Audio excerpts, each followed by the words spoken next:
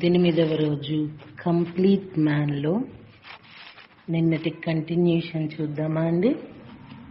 మనకి పత్రిసర్ గురించి ఇవన్నీ తెలిసినట్లుగానే ఉన్నాయి, కానీ ఈ బుక్లో ఇంకా కూలంకుషంగా మనకు తెలియచేయబడ్డాయి. బోర్గా అనిపించట్లేదు, ఇంకా తెలుసుకోవాలి, ఇంకా చదవాలి అనే అనిపిస్తున్నది కదండి. నాకైతే అలానే ఉంది, మీకు అలా ఉండబట్టే కదా ఆడియోస్ వింటున్నారు. Right masters? కానీ ఈ ఎంజాయ్మెంట్ సైన్స్ తెలిసిన వాళ్ళు, ధ్యాన శాస్త్రం ఎరిగిన వాళ్ళు, ఆనంద శాస్త్రం అవగతమైన వాళ్ళు ఏం చేస్తారంటే, బస్సులో కూర్చోగానే ఇప్పుడు నాకు స్పెషల్ ఎంజాయ్మెంట్ ఉంది, ఇప్పుడు నేను ధ్యానం అనే ఒక అద్భుతమైన ఎంజాయ్మెంట్తో ఉంటాను అని నిశ్చయించుకుని కళ్ళు మూసుకొని శ్వాస మీద ధ్యాస పెడతారు. లేదంటే ఒక పుస్తకం తీసుకుంటారు, భగవద్గీత చదువుకుంటారు, లేకపోతే షేక్స్పియర్ చదువుకుంటారు, లేదంటే ఎండమూరి వీరేంద్రనాథ్ చదువుకుంటారు, మల్లాది వెంకటకృష్ణమూర్తి చదువుకుంటారు. వాళ్ళ ఇష్టం. ఊరికే కూర్చునే బదులు చక్కటి చిక్కటి గ్రంథాలు చదువుకుంటారు, లేకపోతే ఒక వాక్మ్యాన్ పెట్టుకొని చక్కగా సంగీతం వింటారు. ఎప్పుడు చేతిలో వాక్మ్యాన్ ఉండాలి, ఇంకేం పని లేనప్పుడు వెంటనే అది చెవికి తగిలించుకుంటే ఎంత ఆనందమో. కంచిపట్టు చీర కొనే బదులు ఒక వాక్మ్యాన్ కొనాలి. నేను కూడా మాస్టర్స్ ఇది వరకు ఇట్లానే వింటూ ఉండేదాన్ని, చాలా ఇంట్రెస్ట్గా. నాకు పెళ్ళైనాక నా హస్బెండ్ నేను అడిగింది వాక్మ్యాన్, అలానే తెప్పించారు. బాగా యూజ్ చేసేదాన్నండి. ఇప్పుడు వాక్మ్యాన్ ఎక్కడుందో కూడా కనిపించినట్టు అయిపోతుంది. టెక్నాలజీ స్పీడప్ అయిపోతుంది కదండి. ఎక్కడున్న ప్రతి క్షణం మనం ఆనందంగా జీవించడానికి ఎన్నో రకాల మార్గాలు ఇంట్లో ఉన్నాయి. ఇంట్లో ఉన్నా, బస్సులో ఉన్నా, ఆఫీస్లో ఉన్నా, ఆఫీస్లో కూడాను ఏం పని లేనప్పుడు ఓ 10 నిమిషాలు ధ్యానం చేసుకోవచ్చు, ఓ పుస్తకం చదువుకోవచ్చు, చిన్న సంగీతం క్యాసెట్ వినవచ్చు. కొద్ది సమయమైనా సరే ఎంతటి ఆనందాన్ని ఇస్తుంది, ఎంతటి శక్తిని ఇస్తుంది. ఇవన్నీ చిన్న చిన్న చిట్కాలు. మన ఇంట్లో వంట వండుకుంటున్నాం, రోజు అదే పాత వంట చేసేసుకుంటాము, అదే కూరను ఒకే విధంగా చేస్తాం, కొత్త విధానాన్ని మనం పాటించాం. నిజానికి ఎన్నో రకాల వంటలు చేసుకోవచ్చు. ఒకే వంకాయ కూరను రకరకాలుగా చేసుకోవచ్చు.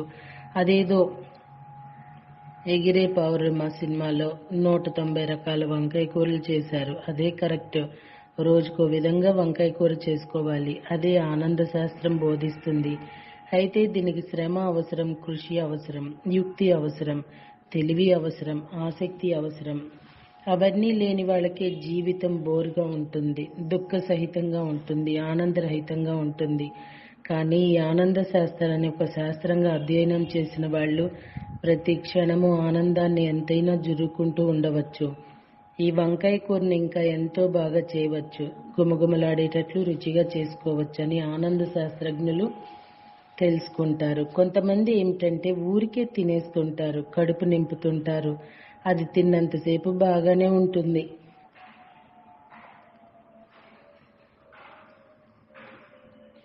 తిన్న తర్వాత 2 గంటలు బాధిస్తుంది, వేదనకు గురి చేస్తుంది. కనుక తింటున్నప్పుడే జాగ్రత్త తీసుకుంటే, అవసరమైనంతే తింటే ఆ తర్వాత 2 గంటలు బాధపడనక్కర్లేదు.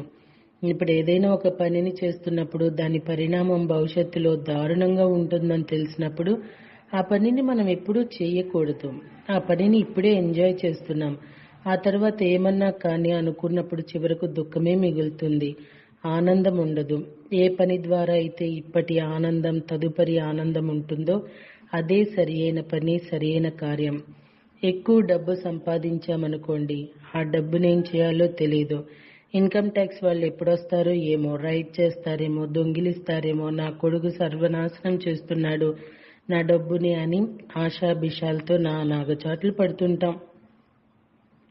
ఏ రోజుకి ఆ రోజు సంపాదించుకోమనుకోండి, ఆ ఆనందం వర్ణనాతీతం. అందుకే శంకరాచార్యులు వారు చెప్పారు, అర్థం అనర్థం భావయ నిత్యం, నాస్తి తత్తతః సుఖలేశః సత్యం, పుత్ర ధనభాజాం భీతిః, సర్వత్రైష విహిత రీతిః అని. ఎక్కువ డబ్బు సంపాదించటం వల్ల ఎక్కువ దుఃఖాన్ని కొనుక్కుంటారు. అందరూ తగినంత డబ్బుతో తృప్తి పడిన వారు అనంతమైన ఆనందాన్ని పొందుతున్నారు.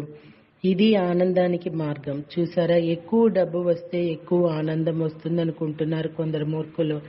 అది కానే కాదు. మితిలోనే ఉంది ఆనందం, అతిలో లేదు ఆనందం. అతి సర్వత్ర వర్జయత్. ప్రతి వాళ్ళు ఎంత ఎక్కువ ధ్యానం చేస్తే అంత ఎక్కువ ఆనందం ఉందనుకుంటున్నారు, కానీ ఎంత మితిగా ఉంటే అంత ఆనందం అని తెలియదు. ఇదేనండి.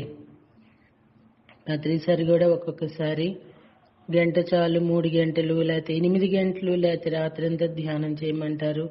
అలానే ఇప్పుడు టీ కూడా పెట్టుకొని రాత్రంతా మేల్కొని ధ్యానం చేస్తూ నా నాగచాట్లు పడుతున్న వాళ్ళు ఉన్నారు. ఏవేవో రకరకాలుగా వెళుతూ రకరకాల అవస్థలు పడుతున్న వాళ్ళు ఉన్నారు. ఇక్కడ మితంగా ఉంటే అంత ఆనందం అని తెలీదు అని చెప్తున్నారు. నిజం చెప్పాలంటే నేను కూడా ధ్యానంలోకి వచ్చిన కొత్తల్లోనండి ఎటు చూసిన శ్వాస మీద ధ్యాస అన్న స్లిప్పులు రాసుకుని అతికించుకునేదాన్ని గోడలకి, ఈవెన్ బాత్రూంలో కూడానండి. అప్పుడు నన్ను చూసి అందరూ అనుకునే వాళ్ళంటే ఏంటి ఇంత ఇది అని.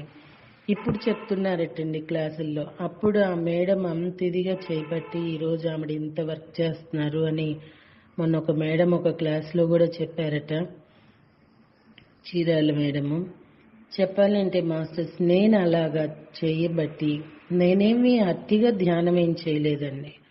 నిరంతరం శ్వాసను గమనిస్తూ అన్ని పనులు అలా ఉండబట్టి 40 రోజుల ధ్యానంలోనే నాకు నాడీ మండలం శుద్ధి జరగడము, థర్డ్ ఐ ఓపెన్ అవ్వటము, అత్యంత అద్భుతమైనవి నేను దర్శించటము, ఎన్నో అద్భుతాలు చవి చూశానండి. బట్ నేను ఏది కూడా తర్వాత కూడా అతిగా లేదు.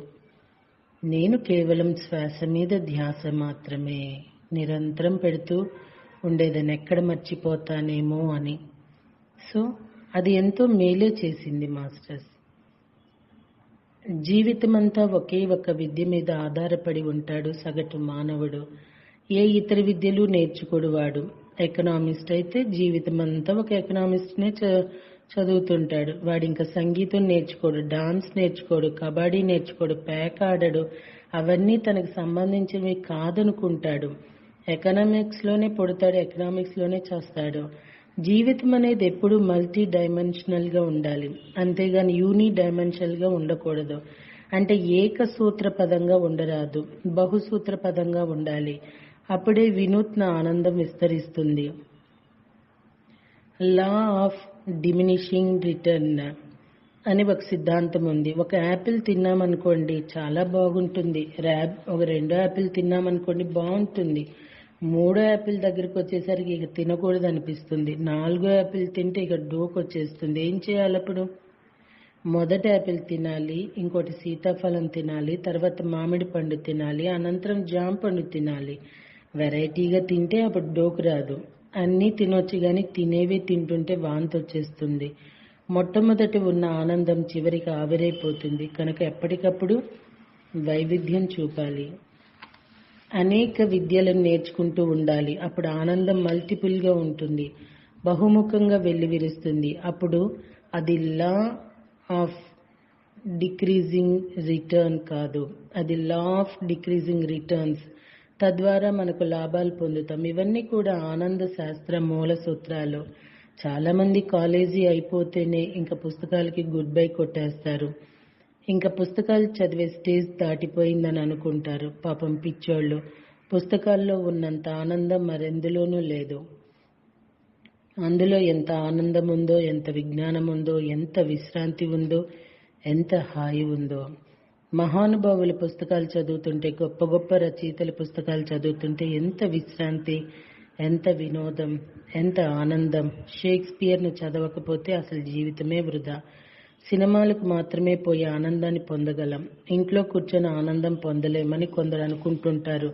సినిమాకు పోతేనేం ఆనందం, టీవీ ముందు కూర్చుంటేనే ఆనందం.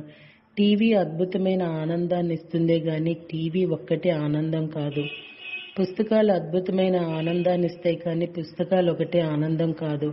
పుస్తకాలు చదవాలి, టీవీ కూడా చూడాలి, ఇవి రెండే ఆనందం కాదు. క్రికెట్ కూడా ఆడాలి, వంట కూడా నేర్చుకోవాలి, ధ్యానం కూడా చేయాలి, ఆత్మజ్ఞానం కూడా అలవర్చుకోవాలి. అప్పుడు అంతా ఎంత ఆనందమో.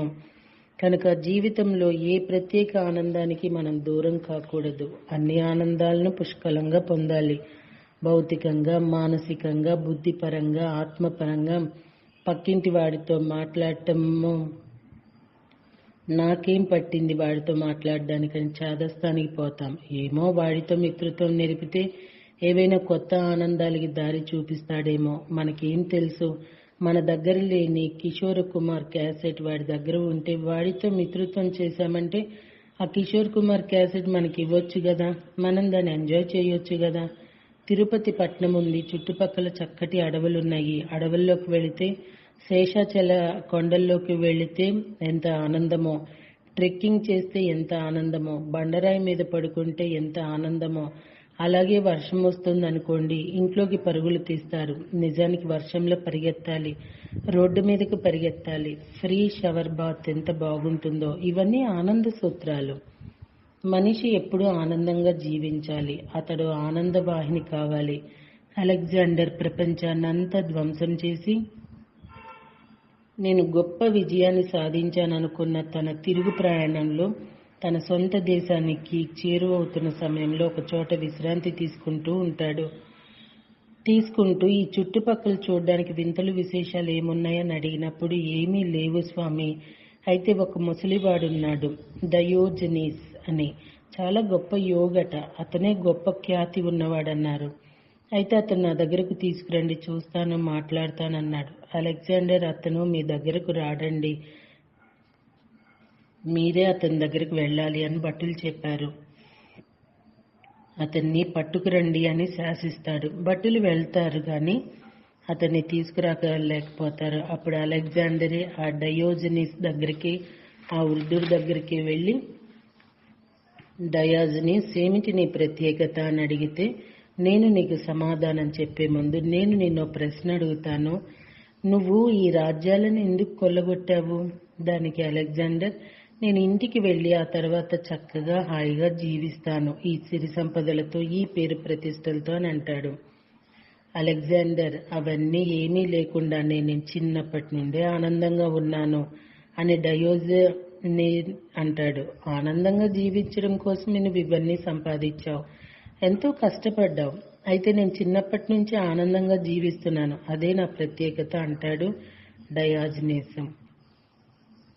అలాగే చాలా మంది చుట్టుపక్కల వాళ్ళు డయాజనీస్ దగ్గరికి వెళ్ళి మీరెలా ఎప్పుడు ఆనందంగా ఉండగలుగుతున్నారని ప్రశ్న వేశారు. అప్పుడు డయోజనీస్ ఇలా చెప్పాడు, పొద్దున్న లేవగానే నేను ఒక నిర్ణయం తీసుకుంటాను, ఈవేళ నేను ఆనందంగా ఉంటాను, ఏది ఏమైనా సరే అవి దృఢంగా నిశ్చయించుకుంటాను, కనుక ఆ రోజంతా ఆనందంగా ఉండగలుగుతున్నాను. ఎండైనా వానైనా కలిమిలేములైనా భోజనం దొరికినా దొరకకపోయినా ఆనందంగానే ఉంటాను, ఎందుకంటే నిర్ణయం తీసుకున్నాను కనుక. అదేవిధంగా ప్రతిరోజు ప్రొద్దున్నే నిర్ణయం తీసుకుంటాను కనుకనే సదా ఆనందంగా ఉండగలుగుతున్నానని జవాబు చెప్పాడు. ఇది అద్భుతమైన ఆనంద సూత్రం. కనుక ఒకదాన్ని నిర్ణయించుకుంటే, అంటే నేను సంగీతం నేర్చుకోవాలి అని నిర్ణయం తీసుకున్నప్పుడు సంగీతం నేర్చుకుంటావు. ఆ నిర్ణయం లేనప్పుడు వస్తుందో రాదో, చేస్తామో చేయలేమో అని అనుకుంటే సంగీతం కానీ ఇంకొకటి కానీ ఏది ఎప్పటికీ రానే రాదు. నేను ఆనందంగా జీవించాలి ఎలాంటి పరిస్థితుల్లోనైనా అని కృతనిశ్చయుడు అయితే ఎప్పుడూ ఆనందంగా ఉంటావు. మనం నిర్ణయం తీసుకున్నాం కనుక ఆనందంగా ఉంటాం, అది సూత్రం. నిర్ణయం తీసుకోవాలి, నేను ఈవేళ ఆనందంగా ఉంటాను ఎట్టి పరిస్థితుల్లోనైనా అనుకోవాలి. పక్కవాడికి గాడిద అని తిడతాడు, నేను నిర్ణయం తీసుకున్నాను కదా పొద్దున్నే, కనుక నాకేం బాధ లేదు, ఎందుకంటే నేను పొద్దున్నే నిర్ణయం తీసుకున్నాను కదా, నేను ఇక దుఃఖించని ఎవరేమన్నా సరే. ఉదాహరణకు ఉదయం ఒక నిర్ణయం తీసుకున్నారనుకోండి, నేను ఈవేళ లంకడం ఉంటానని ఏమీ తిననని చెప్పేసిన వాడు ఆ రోజు వాడికి తినడానికి ఏమీ దొరకదనుకోండి, ఏడవడు, ఎందుకంటే ఎలాగూ నిర్ణయం తీసుకున్నాడు, దొరికినా తినడు, దొరకపోయినా తినడు. అలాగే ఈవేళ బాగా తింటానని నిర్ణయం తీసుకున్నాడు అనుకోండి, వాడికి ఆ రోజు ఏమీ దొరకలేదు, ఇక వాడి బాధ వర్ణనాతీతం. నేను ఈవేళ ఇదే తింటానని నిర్ణయం తీసుకున్నవాడు పాపం వాడికి అది దొరుకుతూనే ఉండాలి, ఏ ఇంట్లోకి వెళ్ళినా అది దొరికితేనే ఆనందం. అది దొరకకపోతే దుఃఖం. కానీ వేళ నేను దొరికితే తింటాను, లేకపోతే ఏం పర్వాలేదని నిర్ణయం తీసుకున్నవాడికి ఏది దొరికపోయినా ఆనందమే. ఎందుకంటే నిర్ణయం తీసేసుకున్నాడు కనుక.